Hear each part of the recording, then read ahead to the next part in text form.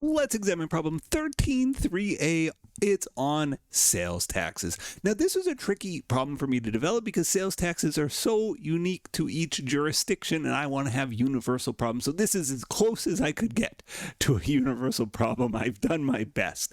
So part one is pretty much applies to everyone, and that is when you collect a sales tax. In other words, you're a business, you sell something to a customer, and part of it, on the receipt, you'll see they charge you sales tax. Well, if you collect that sales tax, it's not your money as the business. You got to pay it to the government. So here's how we deal with that. Part one, for everyone, US GAAP applies, IFRS applies, Canadian ASPE applies. On January 14th, Thompson sells inventory to a customer for $140,000 plus 5% tax. So in total, we collect $147,000, $140,000, the cost of the product, plus there's a $7,000 5% tax on top. That $7,000 extra dollars is not for us, though. That's for the government. So let's do the journal entry. January 14th, we're going to debit cash. Our customer gives us $147,000. We made a sale of $140,000. And that extra $7,000, that's payable to the government. We got the money, but it's just got to turn around and send it off to the government. And we'll call this, in our class here, sales tax payable. But more often, you will see this referred to by the name of the sales tax. So in Canada, we have something called GST. This would be GST payable. Europe, they have VAT, and in US, all kinds of sales taxes. So whatever the name of the sales tax is payable. That would be very typical when you collect sales tax for the government, when you charge your customer sales tax. Okay, so that's part one, and it's pretty universal. Oh, I forgot. We sold it. The cost of goods was $100. So debit COGS, credit inventory, $100K. Boom. We are all set.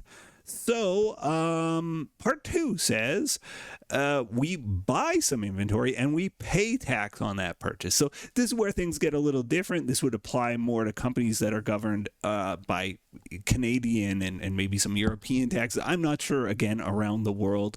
But the idea of a lot of taxes is they can be refundable. We buy, we pay the tax, and then we get our money back. In the US, you get these resale certificates. So the idea is if you buy the inventory and your intent is to resell it, you get a resale certificate, and you say, when you buy the inventory, you say, don't charge me tax because I'm just going to turn around and resell this thing, and leads to double taxation, tax on a tax. The way, again, Canadian GST, VAT deal with this is you pay it and then you get a refund. In the US, the way it works for this type of tax is you just don't pay it. So it's different in the two environments, and I can imagine around the world, I cannot figure all of your sales tax systems out. In Canada, in the province I live in, we have GST, it's a refundable tax. We have PST, it's not. So we have two taxes on things and you treat them differently. What a nightmare, right? What a pain in the rear end. But anyway, let's do this with a refundable tax. So it's part two. Maybe I'll do it in red ink just to separate the two of these. January 1st.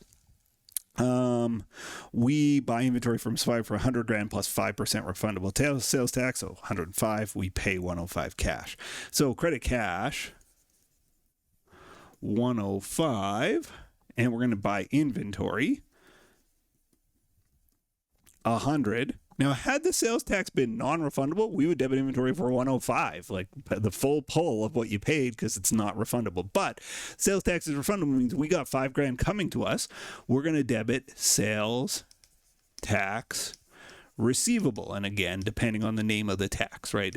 I'll use the Canadian example. We would call it GST. So I would have an account called GST receivable, that type of thing.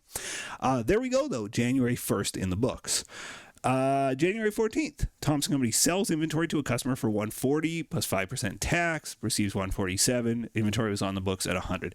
This is that exact transaction, and in fact, I can just copy it down. So let me copy, paste that January 14th one down. Maybe I'll change it to red ink. Boom. There we go. So again, we paid $140, or we got paid $147. Our sales revenue is $140, and $7,000 of extra tax needs to go to the government. So January 31st, we remit the amount we owe the government. How much do we owe the government? Well, I owe them $7,000 based on making that sale and collecting money, but they owe me $5,000 because I paid tax. So net, I owe them $2,000, and that's how much I would send off to the government. Here's how we do it. January 31st, I zero out my receivable and my payable. I go, okay, the sales tax payable, that's got to go. $7,000. I zero out the sales tax receivable. And again, this would have a different name in real life, name of the tax. VAT or GST or whatever, and you can see we're off by $2,000, and you just balance it through cash, right? And so you go, okay, well, I owe $2,000 cash, and that makes sense. I collected $7,000 extra, like $147 rather than $140. I collected $7,000 extra, but I paid $5,000 extra, so you net it out, and you go, I owe them $2,000. And that's how you do the journal entry when you owe them $2,000. So there you go. Sales tax can be complicated and convoluted. Like I said, in BC, we have 2 different sales tax. One is refundable, one is not. We tried to harmonize it for a couple of glorious years, and then the taxpayers voted against it. I can't believe it. I voted for it, but I was on the losing side of that vote. But you'll be on the winning side of my vote if you hit one of those buttons before you leave. Thanks so much for watching, and I'll see you in the next video. Bye-bye. The next video in our series is right up here, and if you want a supercut of all of the videos in this series, that's the one down below.